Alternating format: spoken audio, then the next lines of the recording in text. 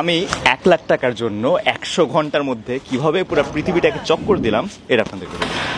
So ঢাকাতে আমার ফ্যামিলির বাসা থেকে বের হলাম, তারপর ঢাকা ইন্টারন্যাশনাল এয়ারপোর্টে একটা উবারে করে গেলাম। আমার এই 40,000 টাকার মাইকটা ঢাকা এয়ারপোর্টে সিকিউরিটি ক্রস করতে গিয়ে হারাই ফেলছি, কিন্তু থ্যাংক গড এয়ারপোর্ট সিকিউরিটি মানুষগুলো অনেক ফ্রেন্ডলি ছিল, তারা আমাকে বের হয়ে খুঁজতে হেল্প করলো এবং মাইকটা ফেরত পাইলাম। তারপর সিঙ্গাপুরের জন্য একটা 6 ঘন্টার ফ্লাইটে উঠলাম। তারপর আমি পৃথিবীর সবচেয়ে জোস এয়ারপোর্টটাকে এক্সপ্লোর করছি, যেখানে একটা ক্যাকটাস গার্ডেন, সানফ্লাওয়ার গার্ডেন আর ইভেন একটা বাটারফ্লাই প্রজাপতির গার্ডেনও আছে। তারপর প্যাসিফিক ওশন পার করে একটা ফ্লাইটে চড়ে আমেরিকায় গেলাম। তারপর সান ফ্রান্সিসকো এয়ারপোর্টে ইউএস ইমিগ্রেশনকে ক্রস করলাম। তারপর আরেকটা 6 ঘন্টার ফ্লাইটে চড়ে আমেরিকার আরেক সাইডে নিউ ইয়র্কে গেলাম। তারপর আমার বেস্ট ফ্রেন্ডের সাথে 5 বছর পর দেখা করে ওর বাসায় থাকলাম। তারপর আমি নিউ ইয়র্ক সিটি এবং টাইম স্কোয়ারকে এক্সপ্লোর করলাম। তারপর নিউ জার্সির মাঝখান দিয়ে ড্রাইভ করে ডেলাওয়্যারে গেলাম। তারপর একটা রিফারবিশড ম্যাকবুক প্রো কিনলাম $4,600 দিয়ে। তারপরে একটা 2 ঘন্টা ট্রেনে করে নিউ ইয়র্কে ফেরত গেলাম। তারপর ম্যানহাটন থেকে ব্রুকলিনে একটা টেসলা গাড়ির উবারে চড়ে গেলাম। তারপর একটা 12 ঘন্টার ফ্লাইটে চড়ে সৌদি আরবিয়া গেলাম। তারপর আমি সৌদি আরবে জেদ্দা 12 ঘন্টা ধরে এক্সপ্লোর করলাম এবং জেদ্দার মধ্যে মক্কা গেটের মাঝখান দিয়ে হেঁটে গেলাম। তারপর জেদ্দা থেকে ঢাকায় একটা খুবই